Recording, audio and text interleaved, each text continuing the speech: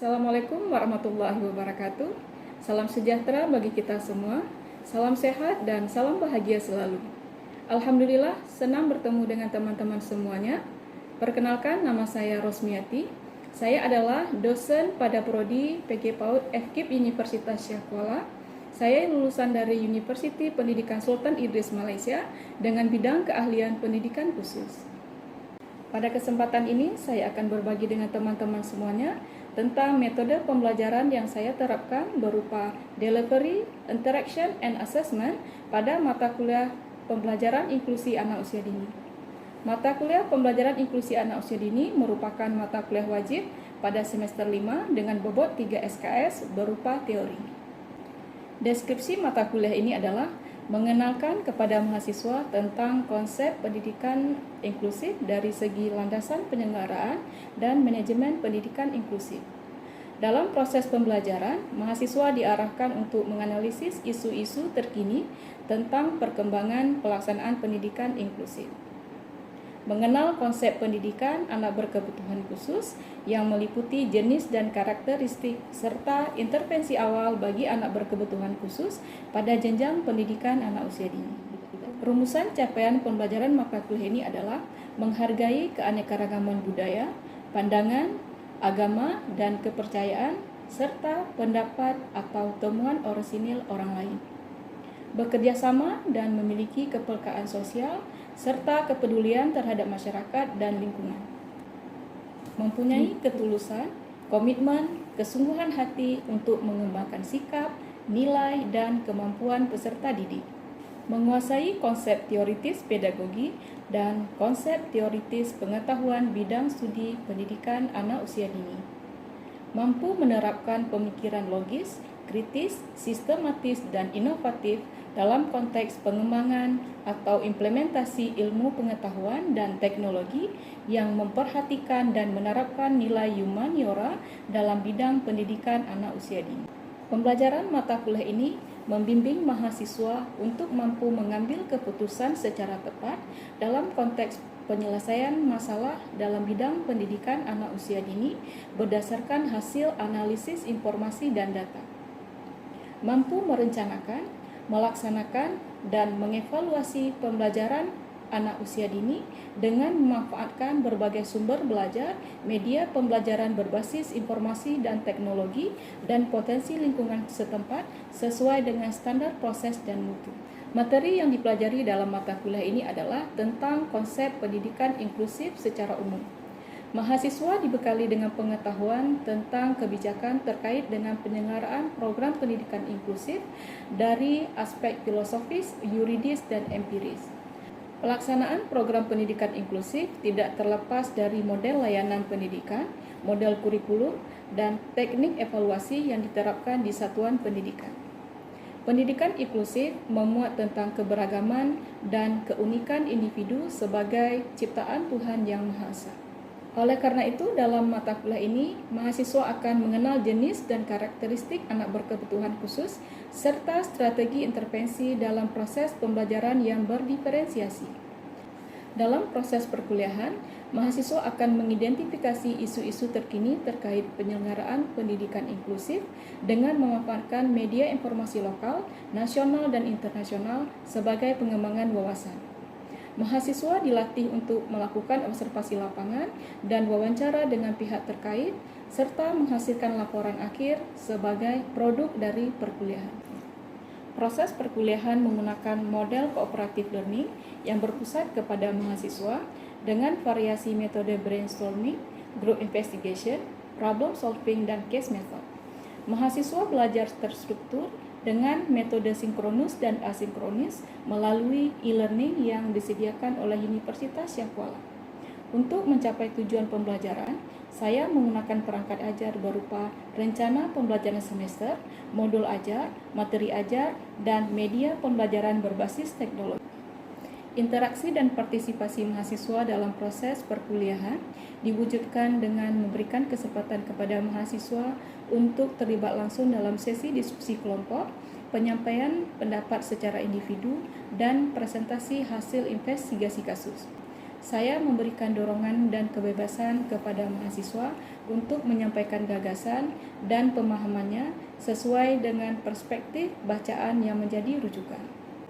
Saya juga memberikan kemudahan kepada mahasiswa untuk berinteraksi dan berkomunikasi di luar proses perkuliahan melalui media komunikasi email, WhatsApp, LMS, dan konsultasi langsung. Item penilaian meliputi kehadiran dan keaktifan, penugasan, kuis, ujian tengah semester, dan ujian akhir semester. Penilaian capaian pembelajaran terdiri dari aspek sikap, pengetahuan, dan keterampilan. Dalam kriteria penilaian, Universitas Syah Kuala menggunakan penilaian acuan patokan kompetensi tinggi. Saya menggunakan media berbasis teknologi dalam proses evaluasi pembelajaran berupa aplikasi-aplikasi edukatif dan terbarukan. Teman-teman semuanya, untuk memberikan gambaran terhadap pelaksanaan proses pembelajaran, saya akan menyajikan cuplikan salah satu pertemuan pada mata kuliah pembelajaran inklusi anak usia dini secara daring melalui ruang pertemuan Zoom. Selamat menyaksikan. Oke, baik. Bismillahirrahmanirrahim. Assalamualaikum warahmatullahi wabarakatuh. Waalaikumsalam warahmatullahi wabarakatuh. Ya, apa kabar semuanya? Sehat pagi ini? Sehat, Bu. Ya, sudah pada sarapan? Sudah, Bu. Ya, alhamdulillah ya. Syukur kita kepada Allah yang senantiasa memberikan kita kesehatan, kemudian kenikmatan ya, kebahagiaan dalam hidup ini sehingga kita masih bisa mengikuti proses perkuliahan seperti biasanya. Kemudian salawat dan salam kepada Rasulullah Sallallahu Alaihi Wasallam. Allahumma shalli ala Sayyidina Muhammad. Semoga kita dapat meneladani perilaku baik yang dimiliki oleh Rasulullah sehingga menjadi teladan bagi kita dalam menjalani kehidupan sebagai pendidik dan sebagai manusia bermasyarakat. Baik teman-teman semuanya, seperti biasanya sebelum kita mulai proses perkuliahan hari ini, mari kita sama-sama berdoa kepada Allah. Semoga Allah memberkahi pembelajaran kita hari ini dengan sama-sama kita membaca suratul Fatihah. Alhamdulillah minggu ini adalah pertemuan kedua kita. Sebelumnya kita sudah bertemu di minggu yang lalu dengan materi tentang apa ya kira-kira? Masih ada yang ingat materi yang sudah kita bincangkan di pertemuan sebelumnya? Masih, Bu, tentang Masih pendidikan ya? inklusif. Oh, tentang pendidikan inklusi. Oke, baik.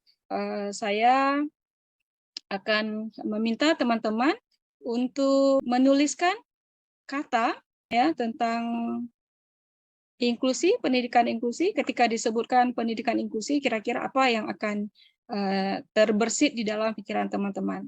Nah, teman-teman semuanya boleh menulis di aplikasi Miro ya, yang sudah saya bagikan linknya di chat grupnya itu, boleh dituliskan apa yang Anda pikirkan. Ya, baik sekali ya. Nadia Mandajus ini sudah menulis. Ya, ABK. Oke, baik. ABK. Apa itu ABK ya? Anak buah kapal? Apa itu Bukan, Bu, ABK? kebutuhan khusus. Oke, anak berkebutuhan khusus. Kemudian Rahmatul Fitri. Baik sekali, Rahmatul Fitri menuliskan saling membantu. Kemudian ada Lia Mauliana. Ya, adanya toleransi. Bagus sekali. Kemudian Fuza. Ya, Fuza saling menghargai. Ya, ya, Miranda baik sekali ya, berbeda ya. Memang betul di dalam pendidikan inklusi itu ada teman-teman kita yang berbeda. Oke. Ya, luar biasa. Jadi saya pikir teman-teman semuanya masih mengingat ya materi yang sudah kita pelajari pada pertemuan sebelumnya. Baik, izinkan saya membagikan screen kepada Anda. Jadi hari ini insya Allah kita akan mempelajari materi tentang model layanan dan model kurikulum program pendidikan inklusi. Ya, ini materi akan kita pelajari hari ini. Kemudian nanti kawan-kawan akan menganalisis isu-isu terkini tentang perkembangan pelaksanaan pendidikan inklusif dan mencari solusi terhadap permasalahan yang sudah saya sediakan. Nanti sama-sama teman-teman boleh mengutarakan pendapatnya. Oke. Siap untuk belajar hari ini? Insya Allah siap, Bu. Oke, insya Allah siap. Ya. Jadi ini materi kita pada hari ini tentang model layanan pendidikan inklusif. Nah, jadi di layanan pendidikan inklusif ini ada 3 ya model pembelajaran anak berkebutuhan khusus di layanan pendidikan inklusif. Yang pertama adalah layanan penuh. Ya, layanan pendidikan penuh di mana anak-anak yang ABK dengan anak-anak yang tidak memiliki kebutuhan khusus, mereka belajar bersama-sama dalam suatu ruangan yang sama, kemudian dengan materi yang sama, media yang sama, juga dengan guru pengajar yang sama. Yang kedua ada layanan pendidikan yang dimodifikasi. Pendidikan yang dimodifikasi ini adalah di mana anak-anak tetap belajar di ruangan yang sama, kemudian dengan materi yang sama, guru yang sama, tetapi ada modifikasi-modifikasi yang bisa dilakukan oleh guru, baik itu dalam segi menurunkan tingkat kesulitan dalam pembelajaran, kemudian guru juga bisa melakukan modifikasi dalam waktu. Jadi anak-anak berkebutuhan khusus diberikan waktu yang lebih lama dibandingkan anak-anak yang tidak berkebutuhan khusus. Kemudian yang ketiga adalah layanan pendidikan individualisasi. Anak-anak berkebutuhan khusus, dia belajar sendiri dengan adanya perencanaan pembelajaran individual yang dibimbing guru pendamping khusus yang menguasai bidang pendidikan anak berkebutuhan khusus. Selanjutnya, model pengembangan kurikulum yang dijalankan pada program pendidikan inklusif adalah yang pertama kurikulum umum atau reguler, ya kemudian kurikulum umum dengan modifikasi, kemudian selanjutnya adalah kurikulum yang diindividualisasikan ya sama seperti model layanan tadi, karena layanannya 3 otomatis kurikulumnya itu juga 3. Ya, jadi kurikulum umum ini adalah semua anak-anak ABK, anak-anak yang tidak ABK, mereka menggunakan kurikulum yang sama, yaitu kurikulum yang dirancang oleh pemerintah secara nasional. Nah, kemudian kurikulum dengan modifikasi, seperti yang kita sampaikan tadi, jadi ada kurikulum yang dimodifikasi sesuai dengan keunikan dan taraf kemampuan yang dimiliki oleh anak berkebutuhan khusus. Ya, ini dirancang oleh gurunya, dimodifikasi. Mereka tetap mengikuti kurikulum nasional, tetapi ada modifikasi-modifikasi yang dilakukan oleh gurunya. Nah, kemudian yang ketiga adalah kurikulum yang diindividualisasikan. Nah, jadi anak-anak ABK ini mereka menggunakan kurikulum khusus yang dirancang oleh pihak sekolah. Jadi mereka tidak menggunakan kurikulum nasional. Sampai di sini, kawan-kawan, kira-kira ada yang ingin bertanya dari apa yang saya sampaikan? Silakan. Jadi dari Ibu yang menjelaskan tadi tentang model pengembangan kurikulum, ada 3. Terapkan 1 atau harus ketiga-tiganya?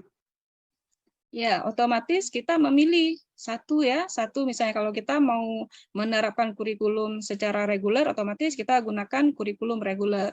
Nah, kalau kita tidak bisa menggunakan kurikulum reguler, otomatis kita ada alternatif kedua. Alternatif keduanya itu menggunakan kurikulum yang dimodifikasi. Nah, jika anak ABK itu dia tidak bisa mengikuti kurikulum nasional, kurikulum modifikasi pun mereka tidak bisa, maka kita ambil alternatif yang ketiga. Jadi anak-anak ABK ini mereka menggunakan istilahnya itu kurikulum yang diindividualisasi. Nah, tetapi tetap anak-anak yang tidak memiliki kebutuhan khusus, mereka mengikuti kurikulum secara reguler. Anak-anak ABK ini saja yang menggunakan kurikulum itu tadi. Ya, baik itu dimodifikasi ataupun kurikulum yang diindividualisasikan. Ada lagi yang ingin ditanyakan? Silakan.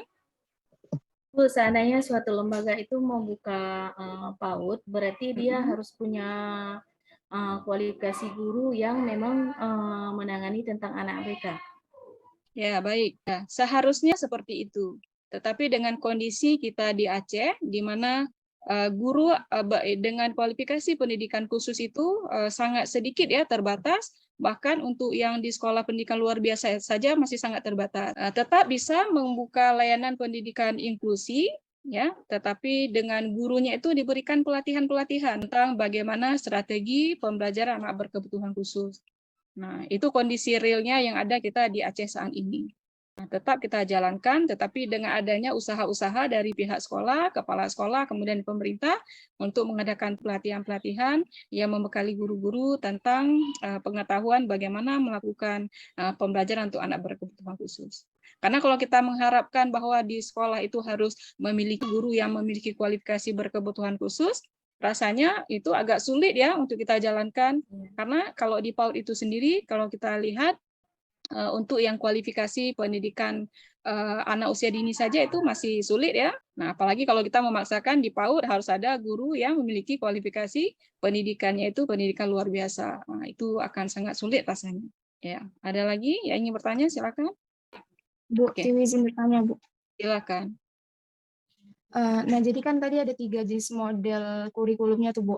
Jadi sebelum suatu lembaga menentukan apa yang ingin diterapkan atau diimplementasikan, itu kebijakan dan syarat yang harus dipertimbangkan itu apa aja, Bu?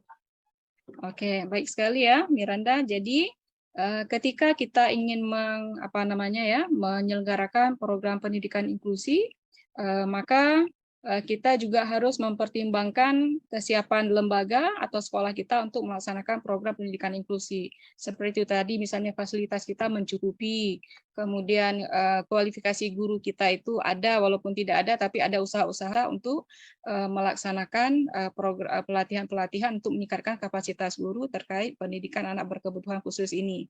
Nah, tetapi pada kenyataannya sebenarnya walaupun kita diberikan SK khusus oleh pemerintah untuk melaksanakan program pendidikan inklusi, ya, tetapi ketika misalnya di sekolah kita itu sudah menerima anak berkebutuhan khusus, mereka belajar bersama-sama dengan anak yang tidak berkebutuhan khusus di dalam satu lingkungan yang sama, di dalam kelas yang sama, dengan guru yang sama, itu sebenarnya program di sekolah kita itu sudah program pendidikan yang sangat inklusif. Nah, jadi itu ya, pola pikirnya seperti itu.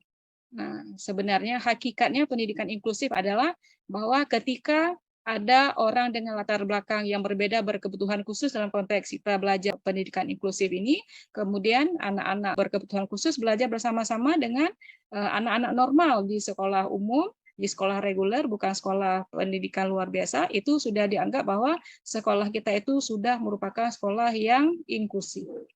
Bagaimana, Miranda? Bisa dipahami Bisa, apa Bu. yang saya Terima jelaskan? kasih, Bu.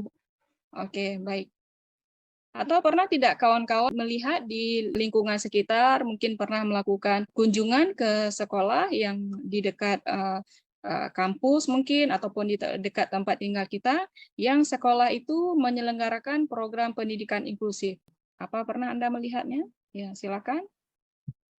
Baik, terima kasih Bu. Dia ada berkunjung ke sebuah lembaga PAUD. PAUD-nya adalah PAUD Intan Payung. Nah, jadi PAUD Intan Payung ini adalah PAUD inklusif. Nah, di mana dalam kelas itu ada beberapa guru. Ketika Nadia tanya kepada guru, kenapa di dalam kelas itu mungkin ada 4 guru, 3 guru gitu. Karena untuk mengatasi anak yang ketika misalnya tantrum tiba-tiba jadi tidak mengganggu teman yang lain gitu. Nah, di situ ketika mereka melakukan pembelajaran, mereka melakukan kurikulum yang pada kurikulum nasional, bukan pada kurikulum yang memang disusun untuk khusus anak ABK. Nah, itu adalah jelas info mengenai PAUD inklusif yang ada di PENIT ini, Bu. Terima kasih. Oke, baik sekali ya. Tadi Nadia ya sudah melihat di PAUD Intan Payung ya. Ya, baik sekali. Jadi mereka berarti menggunakan kurikulum jenis apa? Kalau yang ada di slide kita ini. Jadi mereka gunakan kurikulum nomor 1 ya. Dan Ya, mereka gunakan kurikulum reguler. Kenapa kurikulum reguler ini bisa digunakan? Karena memang anak berkebutuhan khusus itu kan memiliki kriteria ya, atau kategori-kategori kemampuan masing-masing yang unik. Nah, ketika anak berkebutuhan khusus ini dia bisa mengikuti kurikulum yang dirancang secara nasional, maka tidak ada masalah. Contohnya misalnya anak-anak berkebutuhan khusus cacat fisik misalnya. Kalau istilahnya itu disebut dengan tunadaksa. Gitu kan? Nah, jadi tidak ada masalah. Contohnya misalnya kakinya saja yang bermasalah, tidak memiliki kaki. Jadi dia bisa menggunakan kursi roda. Nah, jadi tidak terbatas di sini ya, dalam konteks pendidikan inklusi ini yang dilihat adalah kemampuan anak untuk mengikuti proses pembelajaran. Nah, ketika kurikulum umum atau kurikulum reguler ini tidak bisa diikuti oleh anak berkebutuhan khusus, maka ada kurikulum yang dimodifikasi untuk anak tersebut. Nah, atau kurikulum yang diindividualisasikan. Nah, kalau kurikulum individualisasikan ini otomatis gurunya di sekolah harus menyusun RPP ya, rancangan pembelajaran itu khusus untuk anak tersebut. Nah, jadi nanti gurunya menyusun 2 RPP. Ya, 1 RPP untuk anak-anak yang tidak berkebutuhan khusus, 1 lagi untuk anak yang berkebutuhan khusus ini. Jadi materinya untuk dia itu khusus. Kita lanjut ya. Di sini saya sudah menyiapkan ya kasus ya yang terjadi di PAUD Cinta Kasih. Nah, kondisi pertamanya adalah bahwa orang tua yang memiliki anak berkebutuhan khusus dengan hambatan speed delay ya memaksa pihak sekolah untuk menerima anaknya di PAUD tersebut. Nah, teman-teman tahu apa itu speed delay? Sudah pernah mendengar? Sudah, Bu. Nah, apa itu? Keterlambatan berbicara. Oke, keterlambatan dalam berbicara, baik sekali. Kondisi kedua adalah guru yang mengajar di PAUD Cinta Kasih tersebut tidak memiliki kualifikasi tentang pendidikan khusus. Ini kondisi keduanya ya dari kasus kita. Kemudian kondisi ketiganya adalah orang tua dari murid yang tidak berkebutuhan khusus, jadi anak-anak yang normal, ya orang tuanya itu merasa keberatan jika anak yang speak delay itu tadi diterima di PAUD Cinta Kasih belajar bersama-sama dengan anak mereka. Nah, ini kondisi kita hari ini. Sekarang teman-teman ya memberikan solusi pemecahan masalah terhadap kasus yang saya paparkan pada slide ini. Saya berikan waktu sekitar 10 menit. Nah, mungkin bisa menggunakan HP-nya ya untuk mencari informasi di Google ataupun bisa juga membaca buku, membuka-buka buku. Oke, baik. Waktu kita sudah selesai. Saatnya kita sekarang mencoba untuk menuliskan. Ya. Baik, Bu. Saya akan coba memberikan beberapa solusi untuk anak speak delay. Yang pertama yang kita lakukan itu pendekatan dengan orang tua. Bahwa anak speak delay itu membutuhkan pendampingan khusus dalam pembelajaran. Anak speak delay itu bahasanya harus berkata seperti ibu, harus satu-satu yang kita ajarkan. Kita ingin mengajarkan surah untuk anak yang speak delay itu juga per hurufnya. Kalau kita ajarkan bismillah, dia harus bis dulu, kemudian lah dulu, satu-satu huruf yang harus diajarkan. Itu yang sudah saya dapatkan dari hasil observasi. Ini itu aja, Bu. Ya. Baik, terima kasih Yusna ya sudah memberikan pendapatnya luar biasa. Ini solusinya, jadi kita melakukan pendekatan dengan orang tua, kemudian pendekatan metode belajarnya itu kita harus pertimbangkan juga sesuaikan dengan ketidakupayaan atau hambatan yang dimiliki oleh anak. Oke, yang lain? Ya baik, sebelumnya di Kampung Lia juga ada kejadian anak speak delay itu di TK kampung tersebut, Bu. Jadi solusi dari dari kepala sekolahnya tuh mengadakan sosialisasi mengenai speak delay yang didatangkan oleh psikologi ahli dalam speak delay tersebut, Bu, yang dihadiri oleh orang tua dari semua peserta didik yang ada di sekolah tersebut, Bu. Sosialisasi ya, sosialisasi kepada orang tua. Ya. Jadi tujuannya untuk apa? Kita berharap orang tua memiliki pengetahuan ya, pemahaman dan sensitivitas akan kebutuhan ataupun keunikan yang dimiliki oleh anak berkebutuhan khusus. Ya, kalau dari segi gurunya bagaimana? Tadi kondisi gurunya kita melihat bahwa gurunya itu tidak memiliki kualifikasi. Apa yang bisa kita lakukan? Baik, terima kasih Bu. Jadi di dalam sebuah lembaga ada sebagian guru tidak memiliki kualifikasi mengenai bagaimana mengatasi anak yang memiliki speak delay tadi. Nah, jadi dari satuan pendidikan, nah di sini kita bisa memberikan pengetahuan berupa misalnya melakukan parenting setiap hari Sabtu. Mungkin ketika hari Sabtu ada sebagian lembaga tidak sekolah. Nah, jadi pada hari-hari tersebutlah kita melakukan parenting ataupun berupa webinar ataupun memberikan buku-buku yang dapat memotivasi atau memberikan pengetahuan kepada guru-guru yang ada di lembaga tersebut. Terima kasih, Bu. Ya, baik sekali Nadia. Jadi kita sudah ada solusi di sini ya terhadap permasalahan kita tadi itu, bahwa kita melakukan pendekatan dengan orang tua, memberikan pemahaman tentang kondisi, kemudian keunikan-keunikan yang dimiliki oleh anak berkebutuhan khusus, sehingga orang tua memiliki kepekaan, sensitivitas ya, kemudian adanya rasa simpati terhadap anak berkebutuhan khusus, dan memberikan kesempatan kepada mereka juga untuk berinteraksi bersama-sama dengan anak dari orang tua tersebut dalam satu sekolah yang sama. Kemudian juga dari segi pendekatan pembelajaran ya, nah, kita menggunakan metode yang sesuai dengan kebutuhan anak tersebut. Ya, contohnya tadi anak yang speed delay dari kasus kita itu mengajarkan tentang satu kata, maka kata tersebut tidak diajarkan secara serta-merta lengkap, tetapi boleh dipenggal-penggal ya istilahnya itu ya. Suku katanya itu boleh dipenggal. Contohnya apa tadi? Misalnya buku, maka bacanya adalah buku. Selanjutnya mengadakan sosialisasi kepada orang tua, ya sama tadi ya, baik melalui kegiatan webinar, kemudian kegiatan parenting. Nah, selanjutnya adalah karena kita tadi kasusnya guru tidak memiliki kualifikasi tentang anak berkebutuhan khusus. Nah, pihak sekolah atau satuan pendidikan hendaknya selalu upgrade ya, melakukan peningkatan pengetahuan kapasitas guru di sekolah tersebut melalui kegiatan webinar, kemudian mengadakan buku bacaan-bacaan terkait dengan strategi pembelajaran anak berkebutuhan khusus, kemudian mengadakan mungkin ya studi banding ya, bisa juga studi banding ke tempat yang lain, ke sekolah yang lain atau ke sekolah pendidikan luar biasa untuk melihat bagaimana proses pembelajaran ataupun intervensi yang diberikan kepada anak berkebutuhan khusus. Oke, baik. Nah, sekarang kita sudah di penghujung kelas kita hari ini.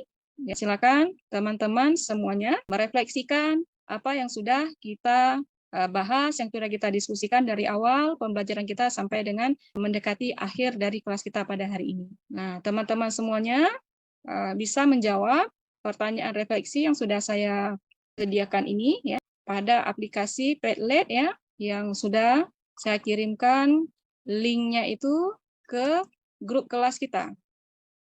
Ya, silakan dilihat link untuk melakukan refleksi. Ya, pertanyaan sudah ada di sini. Silakan diisikan. Ini pertanyaan nomor satunya adalah identifikasi kendala yang dihadapi oleh pihak sekolah dalam penyelenggaraan program pendidikan inklusif di PAUD Cinta Kasih.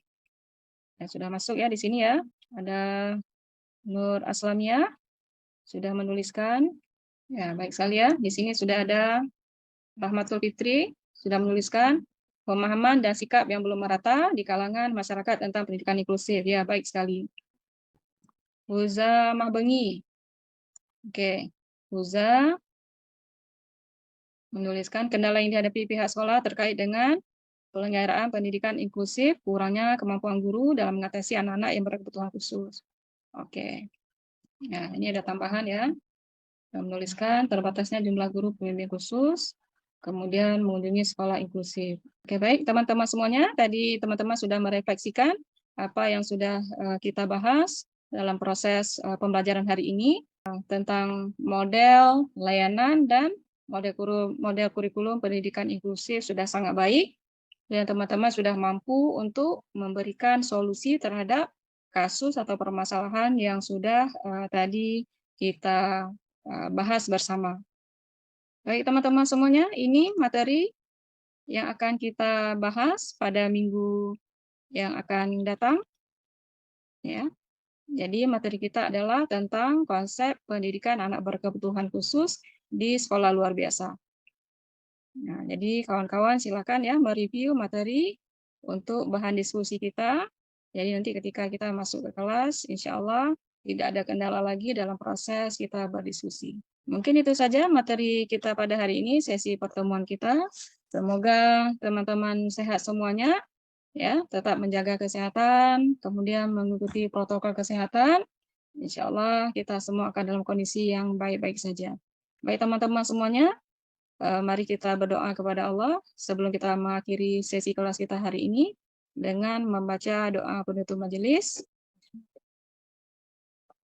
Baik, terima kasih semuanya. Jumpa lagi minggu depan. Assalamualaikum warahmatullahi wabarakatuh. Teman-teman, demikian tahapan proses pembelajaran yang saya jalankan pada perkuliahan pembelajaran inklusi anak usia dini. Semoga dapat menambah pengetahuan dan bermanfaat bagi teman-teman semua. Terima kasih atas peluangan waktu untuk menyaksikan video pembelajaran saya ini. Insya Allah kita akan bertemu di video edukasi lainnya. Salam sehat dan bahagia selalu. Assalamualaikum warahmatullahi wabarakatuh.